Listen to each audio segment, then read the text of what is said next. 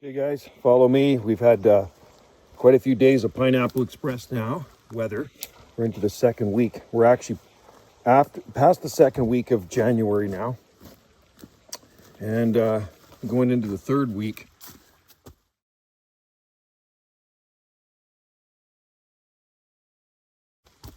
And it's been really nice here, the weather. It's been wet. Right now it's, you wake up and it's like 9.5 degrees was the low. Yesterday we hit 12 degrees Celsius, so that's Celsius, not Fahrenheit. So 12 Celsius is about 54, 55 degrees Fahrenheit. So we're gonna go down to the bottom now in the ravine and have a look at these Trachycarpus swampsonei palms. And we're gonna see just how wet it is. Like, we've been pounded with rain. It was raining buckets all yesterday, and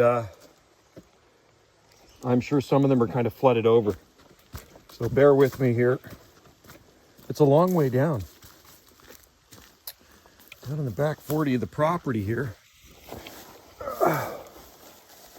So let's go have a look-see and see what's going on down here.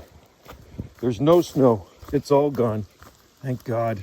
That deep freeze is behind us now, and hopefully that'll be the last one for the winter. Right? So as we go into the third week of January here, the weather continues like this, it'll be perfect. So safe to say that all of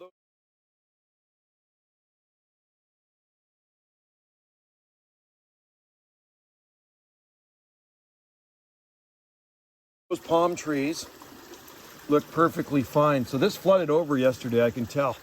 So let's go down a little bit closer. I don't want to step on any of the things. That's the thing when I'm walking in here, we got to really watch it. So it's really wet, but there's a lot of palms. So there you go. Now, does it not get wetter than that, folks? So over the years, I've been broadcasting palm seeds down here by the tens of thousands. And, some of them make it. And the other ones that don't make it, well, I think, rodents eat them. There's probably rodents, maybe birds, I don't know, squirrels, rats.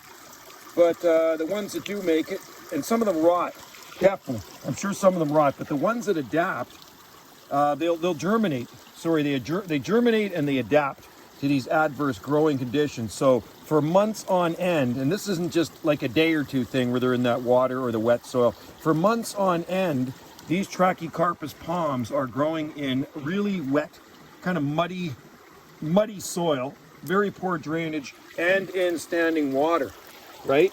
So the proof is in the pudding. The biggest ones have been there about 20 years now. You can see them down there. And this is just some of them. There are thousands of palm trees here, okay? And this is, like I say, this is one part of the forest where they grow. They're all the way down the creek. All the way down that creek. And there's a holly sprouted up there. Those things are freaking noxious weeds here. Let's go look at the bigger ones. So let's go to the other side of the creek. That's what we're gonna do. Let's go to the other side of the creek here. And we're gonna show you what these palms look like in Pineapple Express after several days of Pineapple Express weather. Those are the bigger ones, right? They've been there a long time, and it's just wild down here. But in here, dropper thing, I mean, you can see them, right? They're all over the place. So watch my step. Last thing I want to do is step on a palm tree.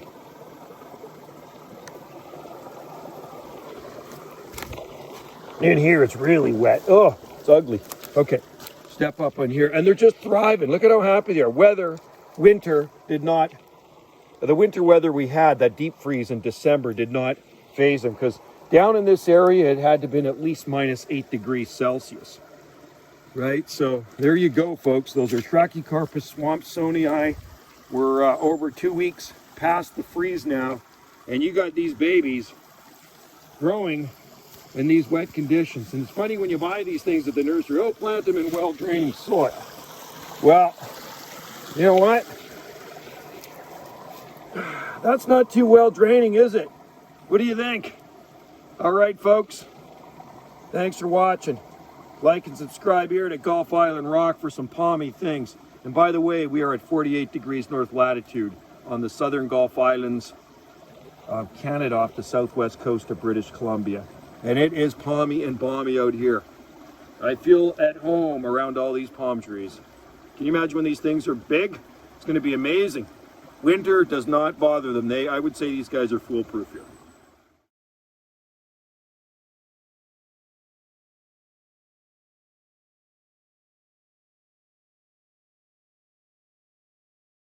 And you know, just the hardiness of them to survive in these wet growing conditions, that actually boggles my mind. Still does. It still boggles my mind that they've adapted to this. So that's why I call them Trachycarpus fortunei variant swampsonei. All right, you're not going to find them in the nursery.